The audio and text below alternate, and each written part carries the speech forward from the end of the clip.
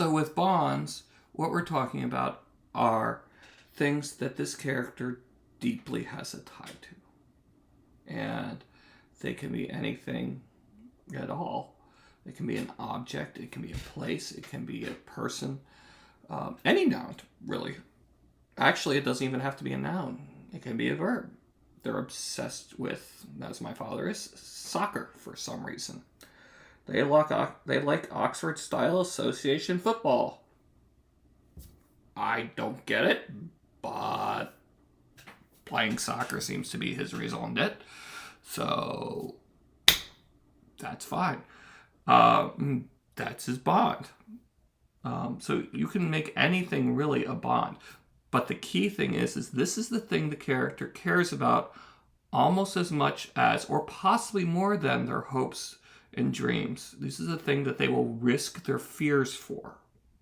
Okay? This becomes very difficult if you're looking for a shallow character, because they don't need anything like this. Who cares if they have a cousin at home who's been mooching off of them, but they still just can't let it go because their aunt and mom will be really irked.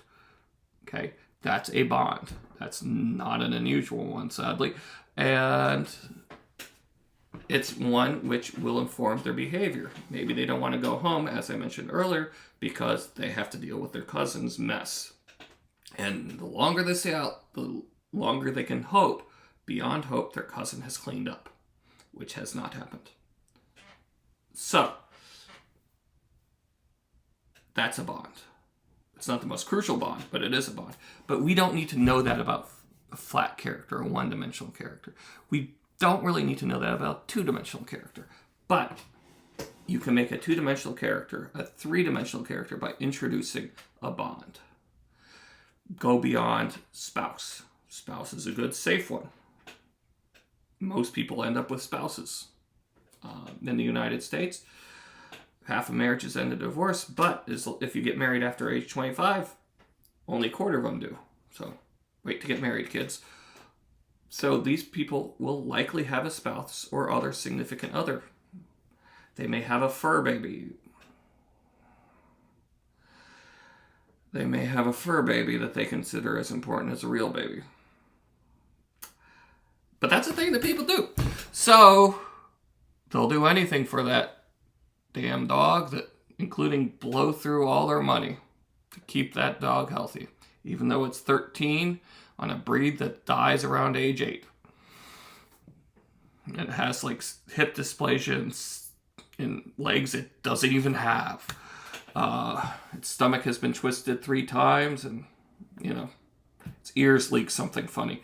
But they're going to keep that dog alive, damn it. So that's a bond. That's a serious bond. And from that, you can tell what sort of person they are. They are loyal. They are empathetic.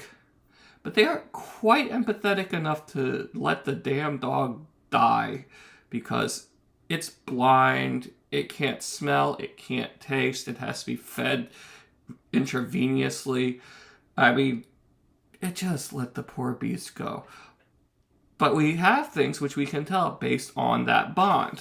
And we know that if that dog is kidnapped, that waiter will go to heaven, will move heaven and earth to get that dog back. In at least as good a condition as before, hopefully without any more limbs falling off. That's a good way to develop a character with greater depth. Okay, bonds really help. They also introduce new objectives, new characters, new ways that the players can interact with the world. Don't forget, we're talking about D&D with your own players being characters. When you go to players and you ask them to make characters, ask them to do these sorts of things, these sorts of exercises. You do not want a 7-page backstory single-spaced. What you do want is something along these lines, what we've been talking about, simple things from which larger things can grow. Maybe a bit of a backstory, but also make sure the backstory is commensurate with what they can do. If you're starting a first-level campaign, they can't have overthrown a government. Okay? That's not something they did. They may have printed flyers to help overthrow the government, but they're not going to be on the front lines. They're not going to be rallying the troops. They're going to be going door to door asking questions like, would you like our next government to be a theocratic dictatorship or a monarchical dictatorship? Because late Middle Ages, early Renaissance, it's going to be dictatorship of one type or another. Do you want to pretend to have a democracy where only the nobles vote and we pretend to let other people vote, but they actually won't count? Like Venice? Things like this. That's what your character will do. If you're starting at 10th level, they may have been instrumental in overthrowing the previous government, or more interestingly, they may have been deposed in the overthrow. So, these are things you can have your characters built. And once we're at bond level, it's easier to do that, okay? The bond for a first level character is likely to be the parents, siblings, childhood friends, other people who you meet when you're young and when you can't move independently yourself. Or some organization, like a monastery or a guild or something like this. I mean, those are good sources. And as you get higher, your bonds become more complex. You gain many more of them. You're likely to at least have a significant other, possibly a gigolo or mistress on the side, possibly, your drug dealer or, magic dealer or whatever you want to do in your campaigns, your world, you do what you want. Any number of other things which are sub rosa, things which are above the board. Maybe they have a poet who writes a bunch of stories about them if they're level 15, which would definitely be happening. And so they have a hype man. What does the hype man do? Each one of these bonds, and the key thing about bonds is very important for you to remember as a DM or as a writer, is each bond is a story germ.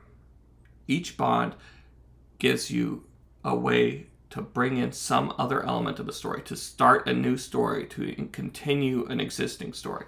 These bonds make your characters come to life in a way that the rest of it doesn't. These bonds make your characters have significant effects, at least in their personal world. Okay? So, this is how you bring them into the world beyond the let's start in a tavern. And we'll just wait for a waiter who we have yet to name, or gender, or describe in any way, bring us something. But the thing is notice that without their gender or their description, we already know what we need to know about this character, the waiter. We know that they're vain, that their cousin probably ruins their clothes, and that's why they stay away from the house. We know that they're desperate to make money and elevate themselves. We know that they have a dependent who they can't get rid of, and they want to, but they kind of don't want to push it. They want that person to become independent on their own, and so